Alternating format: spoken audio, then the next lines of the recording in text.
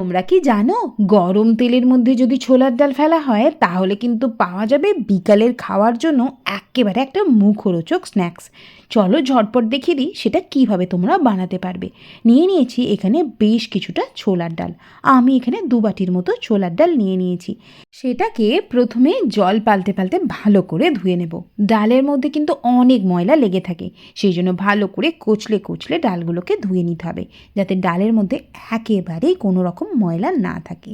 এবার ডাল ধোয়া হয়ে গেছে, বেশ কিছুটা উষ্ণ গরম জল দিয়ে এটাকে আমি ভেজাতে রেখে দিচ্ছি। যেহেতু আমার হাতে সময় একেবারে কম, সেই জন্য আমি উষ্ণ গরম জল দিচ্ছি। যদি তোমাদের হাতে সময় থাকে তাহলে তোমরা সারা রাত ভিজিয়েও রাখতে পারো।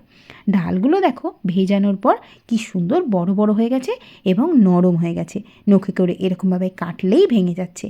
এখন কিন্তু আমাদের ডালটা একেবারে রেডি এই রান্নাটা করার জন্য। ডালের মধ্যে যতটুকু জল আছে সেটা কিন্তু আমাদের একেবারে ছেঁকে ফেলতে হবে। সেই জন্য আমি এখানে পরিষ্কার একটা কাপড় নিয়ে নিচ্ছি আর ডালগুলোকে ভালো করে তার মধ্যে ছড়িয়ে এই কাপড় দিয়ে মুছে টুছে নিচ্ছি। এবার ভালো করে এটাকে একটুখানি ফ্যানের হাওয়াতে রেখে দেব। এটা কিন্তু রোদ্দুরে শুকনো একেবারেই যাবে না। এই আওতাতে বা কাপড়ের মুছে মুছে যতটা জল শোক করা যায় ততক্ষণে একটা মশলা বানিয়ে নেব। সেই জন্য গোটা জিরে, সামান্য একটু পোস্ত, সামান্য একটু মৌরি আর দিয়ে দিলাম কিছুটা গোলমরিচ আর 2টো শুকনো লঙ্কা ফাটিয়ে দিয়ে দিলাম।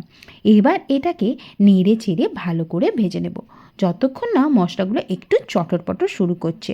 মশলাগুলো চটরপটর শুরু করলেই কিন্তু এটা প্যান থেকে আমরা নামিয়ে নেব, কারণ মশলাটা না হলে পুড়ে যেতে পারে। এবার মিক্সার জার নিয়ে নিয়েছি, সেই মশলাটাই মিক্সার জারে নিয়ে নিচ্ছি। এটা একটু ঠান্ডা করে নেব, তারপর গুঁড়ো করে নেব। ততক্ষণে চলো দেখে নিই ওদিকে ডালটার কি অবস্থা। ডালটায় কিন্তু একদম জল নেই, এটা কিন্তু রান্নার জন্য একদম রেডি। সেই জন্য কাপড় থেকে একটা পাত্রের মধ্যে নিয়ে নিচ্ছি। এবার করার মধ্যে বেশ কিছুটা তেল গরম করতে বসিয়ে দিচ্ছি। এই রান্নাটা করতে কিন্তু সাদা তেলটাই প্রয়োজন। সেই জন্য সাদা তেলটা গরম বেশ হয়ে গেলে তখন ডালগুলোকে ছেড়ে দেব অল্প অল্প করে। ডালগুলো দেওয়ার পরই দেখবে তেলের মধ্যে কীরকম একটা ফেনা ফেনা উঠতে শুরু করেছে, কিন্তু ভয় পাওয়ার একেবারেই দরকার নেই। ডালটা দিলে এরকম ফেনা ফেনা উঠবেই। আস্তে আস্তে ডালটাকে কিন্তু আমরা সুন্দর করে মুচমুচে করে ভেজে নেব। তবে একটা কথা একটু মনে রাখতে হবে, ডালটা ভাজার সময় মিডিয়াম টু হাই ফ্লেমে এই আঁচটাকে রাখতে হবে।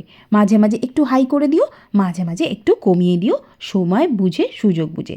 ডালটা হয়ে গেলে এই তেলের মধ্যে ভেসে উঠবে, তাহলেই বুঝবে ডাল ভাজা একেবারে কমপ্লিট। এটা এবার ছেঁকে নেব একটা টিস্যু পেপারের ওপর।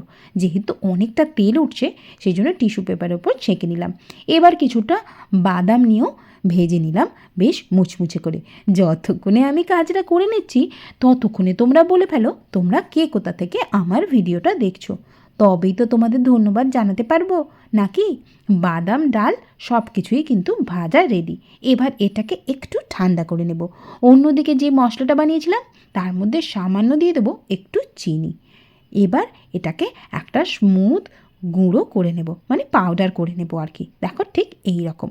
এবার একটা বাটি নিয়ে নিয়েছি, তার মধ্যে নিয়ে নিচ্ছি কাশ্মীরি লঙ্কার গুঁড়ো, দিয়ে দিচ্ছি সামান্য একটু লবণ আর দিয়ে দিচ্ছি বেশ খানিকটা বিট লবণ। এবার দিয়ে দিচ্ছি সামান্য একটু হলুদ। আমার এখানে উপকরণ যেহেতু কম সেই জন্য সব মশলাই কিন্তু কম কম নিচ্ছি। আর যে মশলাটা বানিয়েছিলাম সেটা থেকে 3 চামচ মতো মশলা নিয়ে নিচ্ছি। দেখো ঠিক এই রকমভাবে। আজকে কি হচ্ছে সেটা কি তোমরা দেখে বুঝতে পারছো? যদি বুঝতে পারো তাহলে অবশ্যই জানিও। দিয়ে দিলাম বেশ কিছুটা আমচুর পাউডার। তোমাদের কাছে যদি আমচুর পাউডার না থাকে তাহলে তোমরা চাট মশলা ব্যবহার করতে পারো, কিংবা জলজিরা পাউডারও ব্যবহার করতে পারো। সামান্য একটু হিংও দিয়ে দিলাম, এটা কিন্তু দিলে সুন্দর একটা গন্ধ আসে। মশলা একেবারে রেডি। ওদিকে যে ডালগুলো আমরা টিস্যু পেপারে ছেঁকে রেখেছিলাম সেগুলো একটা পাত্রের মধ্যে নিয়ে নেব।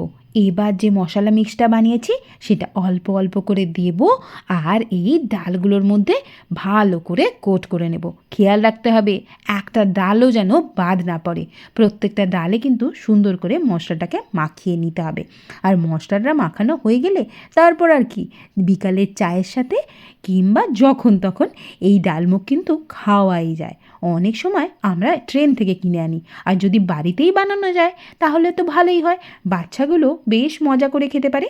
আর এরম একটা কাঁচের জার নিয়ে নিয়েছি, যেটা একদম পরিষ্কার, কোনো রকম ধুলো ময়লা জল লেগেনি সেটা দেখে নিতে হবে, তাহলে কিন্তু অনেক দিন তোমরা স্টোর করে রাখতে পারবে। আজকের রেসিপিটা কেমন লাগলো কমেন্টে জানাতে একেবারেই ভুলো না। আজকের মতো এটুকুই, তোমরা সবাই ভালো থেকো, সুস্থ থেকো। আবারও হাজির হব তোমাদের সামনে নতুন কোনো রান্না নিয়ে।